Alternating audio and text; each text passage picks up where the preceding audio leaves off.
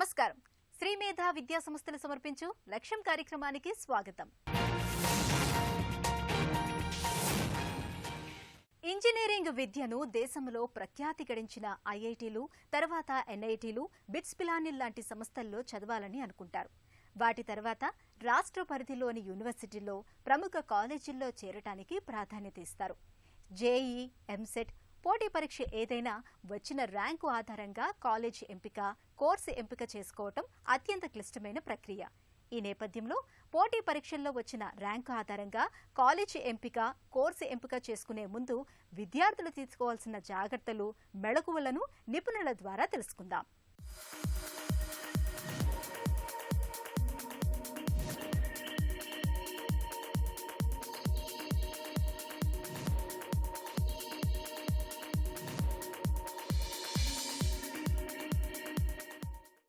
జాతీయ స్థాయి పోటీ పరీక్షలైన జేఈ మెయిన్, బీటెక్ మరియు బీఆర్క్ ఫలితాలు వెలువడ్డాయి. వాటి ఆధారంగా నిర్వహించిన జేఈ అడ్వాన్స్ ఫలితాలు కూడా వెలువడ్డాయి. ఇంకా వాటి తర్వాత విద్యార్థులు అధిక ప్రాధాన్యత ఇచ్చేది ఎంసెట్కి సంబంధించిన కోర్సులకి. సో ఇక జాతీయ స్థాయి పోటీ పరీక్ష నీట్, బైపీసీ విద్యార్థులు నిర్వహించేది కూడా. విద్యార్థులకు ఉన్న ఎక్కువ కన్ఫ్యూజన్ ఈరోజు ఏ కళాశాలకు ప్రాధాన్యత ఇవ్వాలి, ఏ బ్రాంచ్లో చేరాలి, కళాశాలకు ప్రాధాన్యత ఇవ్వాలా లేక బ్రాంచ్కి ప్రాధాన్యత ఇవ్వాలా, ఈ అంశాల మీదే ఎక్కువగా ఆలోచిస్తుంటారు. కానీ జనరల్గా మనం ఏది చూసుకుంటూ వచ్చినా కూడా మొదటగా ప్రాధాన్యత ఇచ్చేది కళాశాలకే. ఎందుకంటే ఒక ఐఐటీలో వచ్చిన విద్యార్థి ఎన్ఐటీ వైపు పోవడానికి కష్టం కావచ్చు. అదేవిధంగా ఒక ఎన్ఐటీలో వచ్చిన విద్యార్థి మన రాష్ట్ర ప్రభుత్వ ఇంజనీరింగ్ కళాశాలలో చేరాలని చెప్పేపనంటే ఎక్కువ మక్కువ చూపించకపోవచ్చు. కళాశాలకు ప్రాధాన్యత ఇచ్చిన తర్వాత బ్రాంచెస్ ఏంటి అనేది అవి వరుస క్రమంలో తీసుకోవడం అనేది చాలా అవసరం. ఇప్పుడు ఈ ఎంసెట్ రిజల్ట్స్ వెలువడ్డాయి కాబట్టి ఈ ఎంసెట్ రిజల్ట్స్ ఏర్పడిన నేపథ్యంలో ఎక్కువ మంది విద్యార్థులు కొన్ని బ్రాంచ్లకే పరిమితమై ఈ బ్రాంచ్లో చేరితేనే మనకు ఫ్యూచర్ ఉంది అన్నట్లుగా అనుకుంటున్నారు. కానీ అది కాదు. సో ఎందుకంటే మనం ముందుగా ఏ కళాశాలలో చేరితే ఈ ప్రాంగణంలో జరిగే రిక్రూట్మెంట్స్, అంటే క్యాంపస్ రిక్రూట్మెంట్స్ ఎక్కడైతే జరుగుతున్నాయో వాటిల్లో మనకి ఉద్యోగం వచ్చే అవకాశాలు ఎక్కువ ఉన్నాయి అని చెప్పి చూసుకోవడంలో ఆ కళాశాలకు ప్రాధాన్యత ఇచ్చి అది చెక్ చేసుకోవడం అనేది చాలా అవసరం. కాబట్టి ఇప్పుడు ఈ ఎంసెట్ రిజల్ట్స్ వచ్చిన తర్వాత విద్యార్థి తొలిగా చేయవలసింది ఏంటని చెప్పారంటే తనకి తన మార్కు లేక ర్యాంకు ఆధారంగా ఏ కళాశాలల్లో సీటు రావడానికి ఒక అవకాశం ఉంది, ఏ బ్రాంచ్కి సీట్ వస్తుంది అన్న దగ్గర మనం వెబ్సైట్లోకి వెళితే కావాల్సిన వెబ్సైట్లో ఈ డేటా ఒకసారి టైప్ చేస్తే మనకి ఏ కళాశాలలో సీట్ రావడానికి అవకాశం ఉందని చెప్పిన డేటా మనకు వస్తుంది. తనకు వచ్చిన మార్కులకి ఏ కళాశాలలో తనకి సీట్ రావడానికి అవకాశం ఉందో అవన్నీ కూడా ఒక వరుస క్రమంలో రాసుకుని దాని ఆధారంగా, అంటే రాసుకున్న తర్వాత తను ఎక్కడ చేరితే బెటర్ అన్న దగ్గర దాని ఆధారంగా ఒక కంక్లూజన్కి రావడం అనేది చాలా అంటే చాలా అవసరం అవుతుంది. అంతేకాని లైక్ జనరల్గా మన ఇంటి దగ్గర ఉన్న కాలేజీనో లేక ఒక స్టేటస్ సింబల్ కోసం నేను పలానా కాలేజీకి వెళితే నేను బెనిఫిట్ అవుతానని చెప్పినది అనుకోవటం కంటే కూడా అసలు తన సామర్థ్యం ఎక్కడుంది, దాని ఆధారంగా ఎక్కడ సీటు వస్తుంది ఆ నిర్ణయాన్ని తీసుకున్న తర్వాత వెళ్ళడం అనేది బెటర్ అవుతుంది. ఇంకా కళాశాలకు వస్తే మొదటగా ఎవరు చూసుకుంటూ వచ్చినా కూడా ఎంపీసీ విద్యార్థులకు వరుస క్రమం అని చెప్పానంటే ఫస్ట్ ఎవరైనా ప్రయారిటీ ఇచ్చేది ఐఐటి తర్వాత bits Pilani, bits Hyderabad, bits Goa లాంటి సంస్థలకి ప్రాధాన్యత ఇస్తున్నాం. వాటి తర్వాత ఎన్ఐటీలు, ఆ తర్వాత అని చెప్పానంటే రాష్ట్ర ప్రభుత్వ ఇంజనీరింగ్ కళాశాలలు, తట్టు యూనివర్సిటీ క్యాంపసెస్ అంటే జేఎన్టీయు, ఉస్మానియా ఇటువంటి కళాశాలలు ప్రాధాన్యత ఇవ్వడం. దాని తర్వాత అని చెప్పానంటే టాప్ 10 ఓల్డ్ ఇంజనీరింగ్ కాలేజెస్, అంటే ఇనిషియల్గా మనకు ఒక 25 ఇంజనీరింగ్ కాలేజెస్ ఉండే కానీ వాటిలో ఆ టాప్ 10 ఇంజనీరింగ్ కాలేజెస్ అనేది మొదటి నుంచి కూడా మనకి ఉభయ తెలుగు రాష్ట్రాల్లో బాగా అలవాటు పడిపోయింది కాబట్టి ఆ కళాశాలకు ప్రాధాన్యత ఇచ్చి ఆ తర్వాత next remaining part of the colleges అనే దగ్గర వెళ్ళాలి. అయితే వీటికి మధ్యలో అంటే స్టేట్ గవర్నమెంట్ ఆ టాప్ 10 కాలేజెస్ తర్వాత నెక్స్ట్ ప్రయారిటీ అని చెప్పానంటే డీమ్డ్ యూనివర్సిటీస్ కూడా వస్తున్నాయి. సో డీమ్డ్ యూనివర్సిటీస్ అని చెప్పానంటే మహి, విట్, ఎస్ఆర్ఎం, గీతం లాంటి ఇటువంటి సంస్థలకి ప్రాధాన్యత ఇచ్చి ఆ తర్వాతే మన దగ్గరున్న ఏదైనా కళాశాల తనకున్న మార్కుల ఆధారంగా ఏ కళాశాలలో ఎక్కడ వచ్చేదానికి ఎక్కువ అవకాశం ఉంది అనే దగ్గర ఒక వరుస క్రమాన్ని ఏర్పరచుకొని ఆ తర్వాత బ్రాంచ్ ఏంటి, అంటే ఒక విద్యార్థికి తను కోరిన కళాశాలలో 3, 4 లేదా 5 బ్రాంచులు వచ్చేదానికి అవకాశం ఉంది అని చెప్పని అనుకుంటే అప్పుడు బ్రాంచ్ సెలక్షన్ దగ్గర తన ఇండివిజువల్ స్ట్రెంగ్త్ ఏంటి, వీక్నెస్ ఏంటి అనేది ఐడెంటిఫై చేసుకోవాలి. అంటే ఒక స్టూడెంట్ ఫిజిక్స్లో బాగా వీక్గా ఉండి ఎలక్ట్రికల్ బ్రాంచ్ తీసుకుంటే డెఫినెట్గా అతను ఇబ్బంది పడతాడు. అలా కాకుండా ఫిజిక్స్లో బాగా స్ట్రాంగ్గా ఉన్నాడు, అటువంటి విద్యార్థి ఈసీఈ లేదా ట్రిపుల్ ఈ తీసుకుంటే డెఫినెట్గా చాలా బాగా రాణించే అవకాశం ఉంటుంది. అదేవిధంగా మ్యాథమెటిక్స్లో ఒక విద్యార్థి బాగా స్ట్రాంగ్ ఉన్నాడు, మ్యాథమెటిక్స్లో బాగా స్ట్రాంగ్గా ఉన్న విద్యార్థి కంప్యూటర్ సైన్స్ ఇంజనీరింగ్, సిఎస్సి లేదా ఐటీ లాంటివి, ఆ లాజికల్ డిస్కషన్స్ ఎక్కువ ఉంటాయి కాబట్టి మ్యాథ్స్లో స్ట్రాంగ్గా ఉన్న విద్యార్థి అక్కడ బాగా రాణించడానికి అవకాశం ఉంటుంది.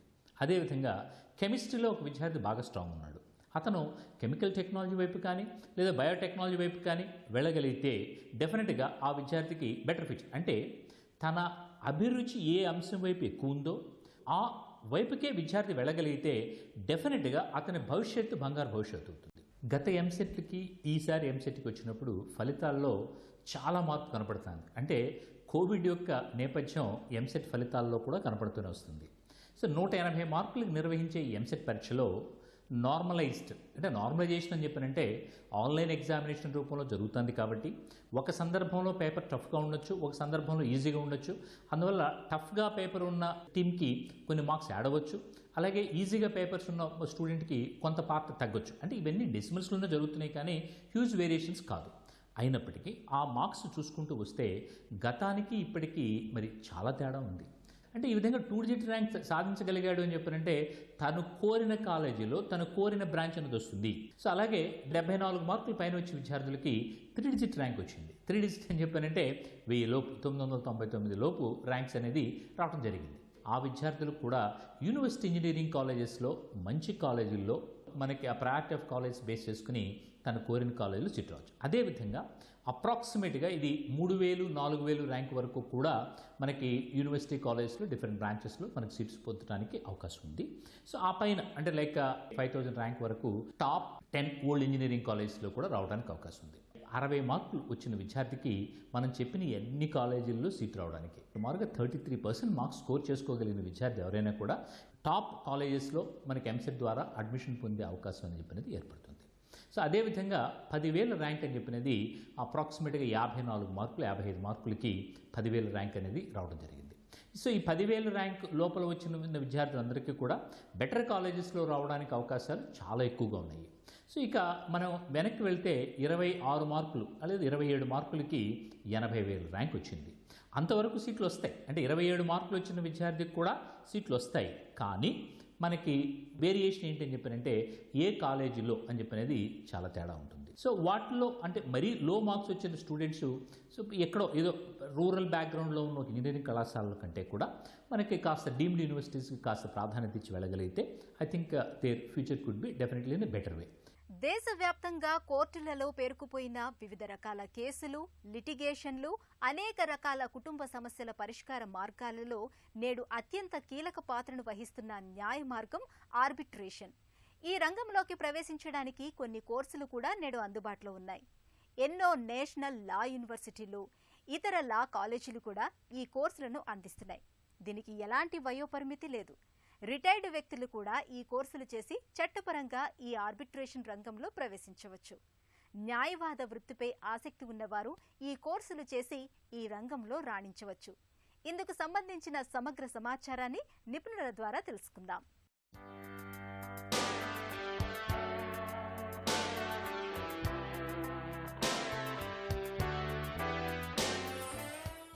మనము రోజు వివిధ వార్తలు వింటుంటాము. కోర్టులో పేరుకుపోయిన కేసులు లక్షలు కోట్లల్లో ఉంటాయి అంటారు. మరి కోర్టులలో ప్రతివారు లిటిగేషన్కి వెళ్తే కోర్టులలో ప్రతిరోజు ఫైల్ అయ్యే కేసుల వలన లక్షలు కోట్లు దాటుతూనే ఉంటాయండి. ప్రతిరోజు ఫైల్ చేస్తూనే ఉంటారు.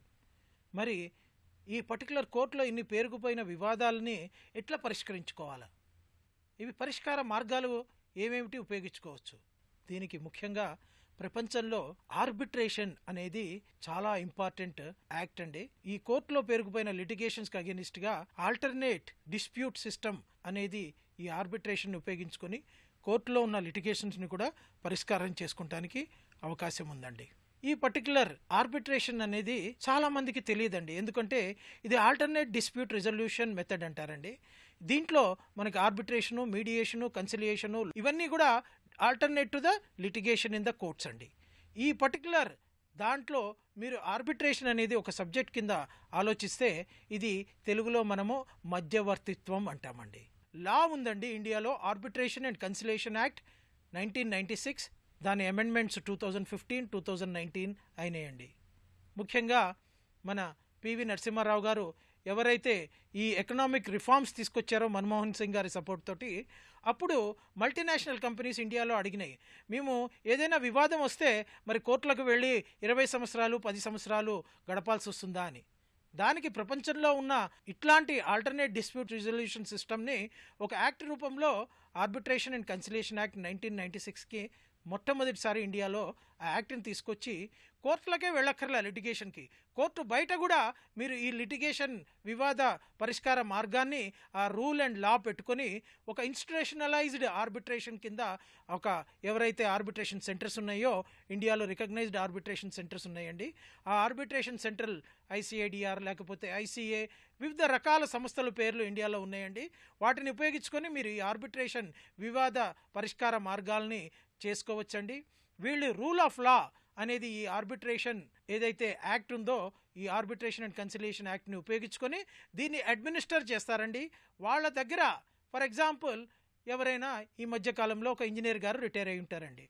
ఆయన రిటైర్ అయిన తర్వాత ఆయనకున్న ఎక్స్పీరియన్స్ని, ఆయనకున్న నాలెడ్జ్ని ఈ వివాద పరిష్కారంలో చక్కగా ఉపయోగించుకోవచ్చు. అంటే ఏ గ్రాడ్యుయేషన్ అయినా పూర్తి చేసుకొని, లేకపోతే ఒక రిటైర్డ్ పర్సన్ అయినా కూడా ఈ వివాద పరిష్కారాలుగా తనకున్న నాలెడ్జ్ని ఉపయోగించుకుంటూ ఒక గ్రాడ్యుయేషన్ పూర్తి చేసిన అతను ఒక కౌన్సిల్గా అపేర్ అవ్వచ్చు.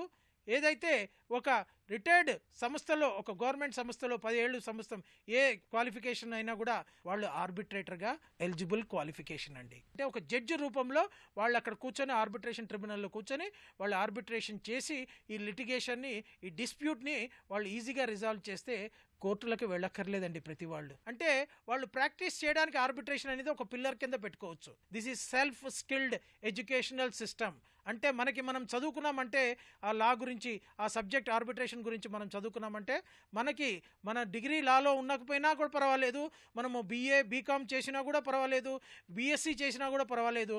దీన్ని ఒక స్కిల్ కింద చదువుకొని దీన్ని ప్రాక్టీస్ చేసుకోవడానికి ఒక డిగ్రీ హోల్డర్ కూడా ఉపయోగపడుతుంది. అదేవిధంగా ఒక రిటైర్డ్ పర్సన్కి రిటైర్ అయిన తర్వాత నా నాలెడ్జ్ని నేను ఎక్కడ ఉపయోగించుకోవాలి అనే దానికి కూడా ఇది చాలా రకాలుగా ఉపయోగపడుతుంది. నాట్ ఓన్లీ ప్రాక్టీస్ ఏరియా, మీకు మంచి మంచి ఉద్యోగ అవకాశాలు కూడా రావడానికి చాలా అవకాశాలు ఉన్నాయి. ప్రతి కార్పొరేట్ కంపెనీ కూడా ఇప్పుడు మేము బయటికి వెళ్ళి లిటిగేషన్లో కూర్చుంటాము, మా డిస్ప్యూట్ని రిజాల్వ్ చేసుకుంటాము అనేది చాలా తక్కువ మంది ప్రతి కార్పొరేట్ మల్టీనేషనల్స్ ఆలోచిస్తున్నాయండి. వాళ్ళకి మీరు ఈ స్పెషలైజ్డ్ కోర్సు చేస్తే మీకు మంచి మంచి ఉద్యోగ అవకాశాలు రావడానికి అవకాశం ఉందండి. నాట్ ఓన్లీ ఇన్ ఇండియా మీరు ప్రాక్టీస్ చేసుకోవచ్చండి, మీరు అవుట్ ఆఫ్ ద కంట్రీ అంటే ఈ ఆర్బిట్రేటర్ కోర్సు మీరు ఏదైతే చేసుకోవాలనుకుంటే వివిధ రకాల నేషనల్ లా యూనివర్సిటీసు పీజీ డిప్లొమా కోర్సెస్, దానికి మినిమం ఎలిజిబిలిటీ డిగ్రీ అండి. కాబట్టి ఈ కోవిడ్ సమయంలో మీకు త్రూ జూమ్ ఆర్ డిజిటలైజ్డ్ మోడ్లో మీరు నేర్చుకోవచ్చు. అదేవిధంగా కరెస్పాండెన్స్ కోర్సులు కూడా ఉన్నాయి, రియల్ కోర్సెస్ కూడా మీకు కాలేజీకి వెళ్ళి అటెండ్ అవ్వాల్సిన కోర్సెస్ కూడా ఉన్నాయి. ఇది ప్రతి ఏడాది 1 year కోర్స్ అండి. దీనికి ఎంట్రన్స్ కూడా ఏమీ లేదండి. ఈ ఆర్బిట్రేషన్ని మీరు ఏ కంట్రీలో అయినా కూడా మీరు ఉపయోగించుకోవచ్చు. ఎందుకంటే వరల్డ్ వైడ్ ఆర్బిట్రేషన్ లా అనేది యూనిసెట్రల్ బాడీ ఇచ్చింది. ఇది సేమ్ కామన్ లా అండి. దీన్ని మీరు చిన్న పుస్తకం ఒకటి బేర్ యాక్ట్ చదువుకుంటే చాలు, మీరు అందరూ ప్రాక్టీస్లో రావడానికి చాలా ఉపయోగపడుతుంది. ప్రపంచంలో ప్రతి చోట ఏదో ఒక చోట ఈ పర్టికులర్ ఆర్బిట్రేషన్ గురించి ఏదో ఒక చోట ఒక సర్టిఫికేట్ ప్రోగ్రామో, లేకపోతే ఒక 15 days ప్రోగ్రామో, 30 days వర్క్షాపో, 1 year ప్రోగ్రామ్, ఇట్లాంటి కోర్సులు చేసుకొని మీరు తప్పకుండా ప్రాక్టీస్లో రావడానికి చాలా అవకాశాలు ఉన్నాయి. మీరు సింగపూర్, హాంకాంగ్, లేకపోతే మలేషియా అట్లాంటి కంట్రీస్, మన సౌత్ ఏషియన్ కంట్రీస్కి వెళ్ళారంటే ముఖ్యంగా ఫస్ట్ కోర్టుకు వెళ్లే ముందు కోర్టు వారు అడుగుతారు మీరు ఆర్బిట్రేషన్ ఉపయోగించుకున్నారా లేదా అని. ఎందుకంటే ఇండియాలో ఇప్పుడు ఈ ఆర్బిట్రేషన్ అతి తక్కువ సమయంలో పూర్తవుతుంది, 18 నెలల్లో ఇప్పుడు పూర్తి చేయాలి. మరి దీనికి టైమే మీకు సేవింగ్ కాకుండా కాస్ట్ కూడా, మోడల్ కాస్ట్ కూడా తీసుకొచ్చారు గవర్నమెంట్ ఆఫ్ ఇండియా వారు. ADR అంటారు దీన్ని, ఆల్టర్నేట్ డిస్ప్యూట్ రిజల్యూషన్. దీంట్లో ఆర్బిట్రేషన్ ఒకటే భాగం అండి. ఈ మధ్యవర్తిత్వాన్ని దేనైతే మీరు ఉపయోగిస్తున్నారో, ఈ ఉపయోగించుకోవడం వల్ల మీరు లాఫుల్గా, మీరు కరెక్ట్గా, మీరు కూడా జీవితంలో ఒక అవకాశం వస్తుంది మీకు. మీరు కూడా ఒక ఆర్బిట్రేటర్ అంటే ఒక జడ్జి రూపంలో మీరు కూర్చున్నారు. ఇమ్యూన్ ఫ్రమ్ క్రిమినల్ లాస్, అది ఒక జడ్జి గారికి మాత్రమే ఉంటుంది మన ఇండియాలో. సో ఇట్లాంటి కోర్సెస్ మీరు ఎక్కడైనా చేసుకుంటూ, ప్రపంచంలో ఎక్కడైనా మీరు దీన్ని ప్రాక్టీస్ చేసుకుంటూ, అదేవిధంగా పిల్లలు, యువకులు, ముఖ్యంగా యువకులకి ఇట్లాంటి అవకాశాలు ఒక స్పెషలైజ్డ్ సబ్జెక్ట్ కింద నేర్చుకుంటూ ఎవరికైతే ఇంట్రెస్ట్ ఉందో, ఈ మధ్యవర్తిత్వం చేయాలని ఇంట్రెస్ట్ ఉందో, వాళ్ళు దీన్ని ఒక ప్రాక్టీస్ కింద కూడా పెట్టుకొని మీరు దీన్ని జీవితంలో మీకు కావాల్సిన సబ్జెక్ట్ మీరు నేర్చుకుంటూ మీరు ఆనందంగా ఉండొచ్చండి. విద్యార్థులు కానీ ఉద్యోగ ప్రయత్నాలు చేస్తున్న వారు కానివ్వండి, తామనుకున్న లక్ష్యాన్ని చేరుకోవాలంటే ప్రధానంగా ప్రశ్నించే తత్వాన్ని నేర్చుకోవాలంటున్నారు నిపుణులు. విద్యను అధ్యయనం చేసేటప్పుడు ఆ విషయంలో సంపూర్ణ నైపుణ్యం పొందటానికి వివిధ ప్రశ్నలు వేసి కావలసిన సమాచారాన్ని పొందాలంటున్నారు. అలాగే మంచి కమ్యూనికేషన్ స్కిల్స్ కూడా అభివృద్ధి చేసుకుంటే తామనుకున్న ఉద్యోగం, కోరుకున్న కోర్సులలో ప్రవేశం పొందటం, అనుకున్న విజయాలు సాధించడం సులభతరం అవుతుందని అంటున్నారు వ్యక్తిత్వ వికాస నిపుణులు. మరి ఆ వివరాలేంటో గెలుపు మంత్రాల్లో చూద్దాం.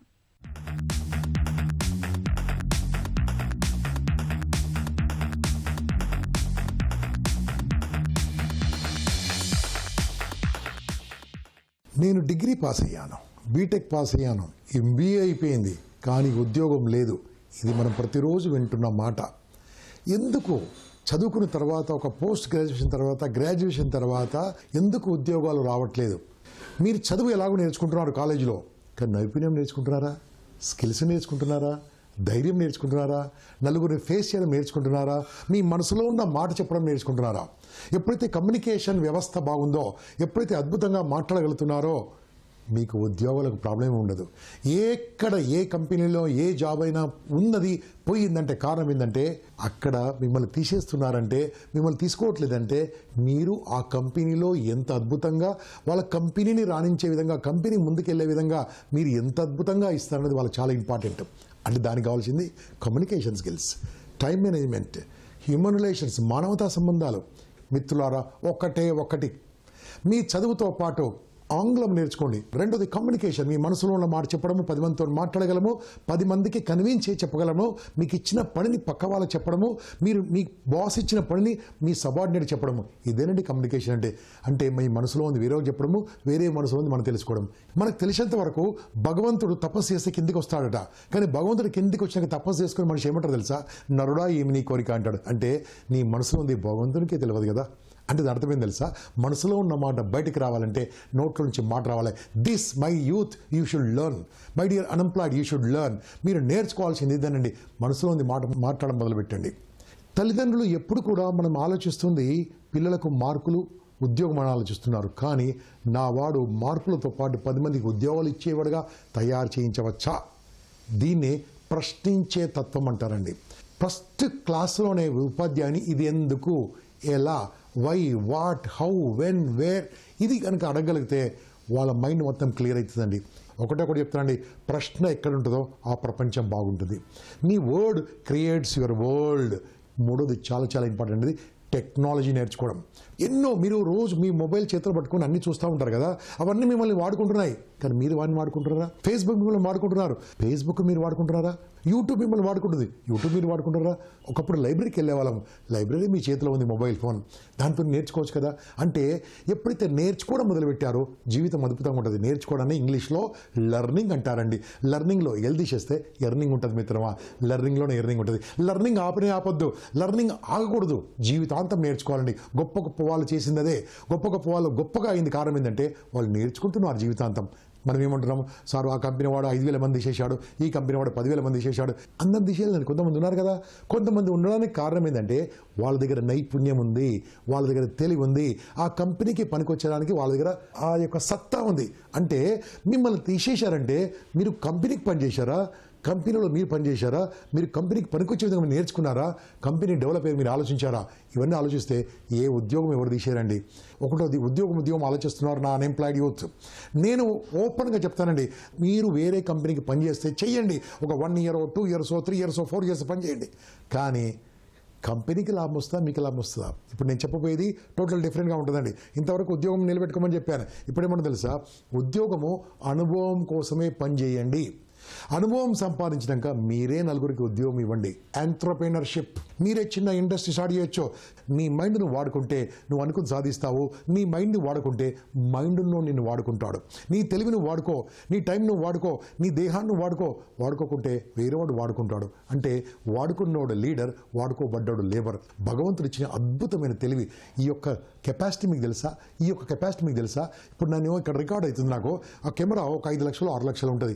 అది 2-3 గంటల కంటే ఒక రికార్డ్ చేయలేరండి. దాని తర్వాత మళ్ళీ దాన్ని మారుస్తూ ఉండాలి. కానీ ఈ రికార్డింగ్ చూడండి, జీవితాంతం రికార్డింగ్ అండి. అద్భుతమైన బ్రెయిన్. ఎన్ని జీబీలో మనకు తెలియదు. ఈ ఐస్ ఉందండి, ఎంత powerful. Audio recording, video recording ఎంతో మాట్లాడుతున్నాం. భగవంతుడు ఇచ్చిన ఈ యొక్క శక్తిని వాడుకుంటే అద్భుతంగా ఉంటుందండి. ఈ వారం ఉద్యోగాలు, ప్రవేశాల్లో మరికొన్ని అవకాశాల వివరాలను పొందుపరిచాం. పూర్తి వివరాల కోసం ఆయా సంస్థల వెబ్సైట్లను కూడా అందిస్తున్నాం. మరి జాగ్రత్తగా గమనించి లబ్ధి పొందుతారని ఆశిస్తాం. స్పోర్ట్స్ అథారిటీ ఆఫ్ ఇండియా వివిధ విభాగాల్లో పోస్టులు 109. అర్హత సంబంధిత పీజీ అనుభవం. దరఖాస్తు విధానం ఆన్లైన్ ద్వారా. చివరి తేదీ October 21. National centre for sustainable coastal management project staff ఖాళీలు 61. అర్హత సంబంధిత డిగ్రీ అనుభవం. దరఖాస్తు విధానం ఆన్లైన్ ద్వారా. చివరి తేదీ అక్టోబర్ 15. యూపీఎస్సీ జియాలజిస్ట్ పోస్టులు 40. అర్హత సంబంధిత పీజీ. దరఖాస్తు విధానం ఆన్లైన్ ద్వారా. చివరి తేదీ October 27. Indian Institute of Petroleum and Energy B Tech ప్రోగ్రాముల్లో ప్రవేశాలు. అర్హత ఇంటర్, జేఈ అడ్వాన్స్ ర్యాంక్. దరఖాస్తు విధానం ఆన్లైన్ ద్వారా. చివరి తేదీ October 29. Maulana Azad national institute of technology PhD ప్రోగ్రాంలో ప్రవేశాలు. అర్హత సంబంధిత PG, gate, net, cat score. దరఖాస్తు విధానం ఆన్లైన్ ద్వారా. చివరి తేదీ అక్టోబర్ 29. ఈ వారం శ్రీమేధా విద్యా సంస్థలు సమర్పించే లక్ష్యం కార్యక్రమం మీకెంతగానో ఉపకరిస్తుందని ఆశిస్తాం. మీ అభిప్రాయాలు, సూచనలు మా ఇమెయిల్కు పంపించండి. మా ఇమెయిల్ ఐడి laksham@etv.co.in. వచ్చే వారం మరికొన్ని అంశాలతో మళ్లీ మీ ముందుకొస్తుంది మీ శ్రీమేధా విద్యా సంస్థలు సమర్పించు లక్ష్యం. అంతవరకు సెలవు. నమస్కారం.